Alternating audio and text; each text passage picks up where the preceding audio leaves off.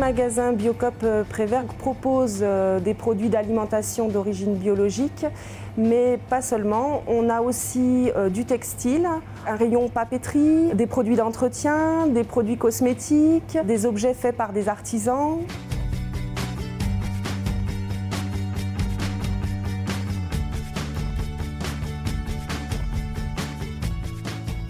On a un statut SCOP depuis 2012 maintenant. Quand on a décidé de reprendre l'entreprise en SCOP, on a été fortement poussé par l'ancien gérant qui souhaitait que les salariés reprennent l'entreprise et l'ensemble des salariés présents. Et puis Delphine et moi donc, qui avons été candidates pour la cogérance, on trouvait que c'était effectivement une belle opportunité pour nous de reprendre les rênes en quelque sorte de l'entreprise plutôt que ça soit racheté par un inconnu. Et on a décidé que c'était la meilleure solution pour nous, pour pérenniser notre démarche et nos valeurs.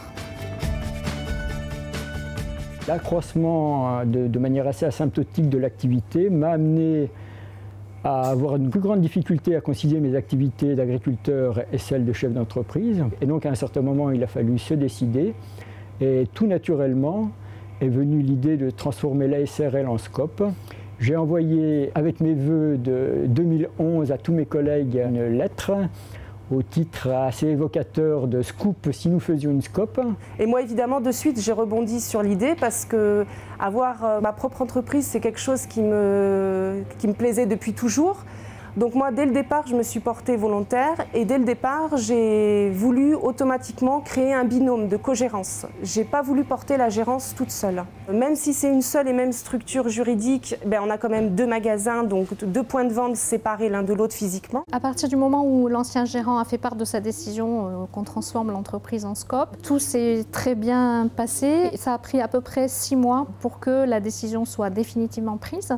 Et ensuite ça a pris à peu près 6 mois pour qu'on prépare la transformation, qu'on élabore les statuts. Ça peut aller très vite. 6 mois, finalement, c'est rien. Il faut surtout ne pas avoir peur. Ça, c'est la première chose. Parce que finalement, c'est pas compliqué. Et en plus, on est très bien entouré.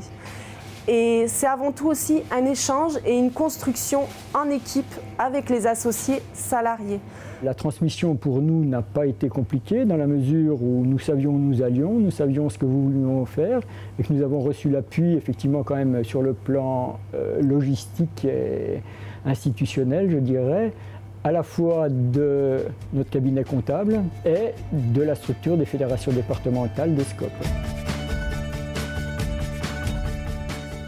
La forme SCOP peut être une forme très intéressante, quel que soit le secteur d'activité.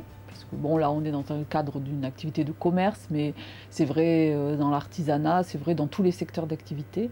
Moi, je dirais à un entrepreneur qui veut transmettre son entreprise sous forme de SCOP que c'est un challenge qui peut se gagner assez facilement. C'est une transmission comme une autre. Il suffit d'avoir la volonté des salariés de s'impliquer. Alors si je devais donner un ou des conseils à des salariés qui souhaiteraient reprendre leur entreprise en SCOP, je leur dirais qu'ils se fassent bien accompagner par le réseau SCOP pour bien connaître tous les tenants et aboutissants de ce que c'est qu'une SCOP.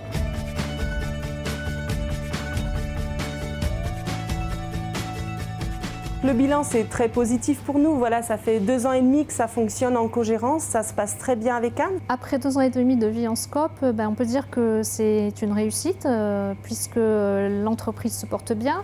Les 2 magasins continuent à être en croissance. Donc lancez-vous dans les SCOP et nous, on est prêts à vous accueillir pour partager notre expérience.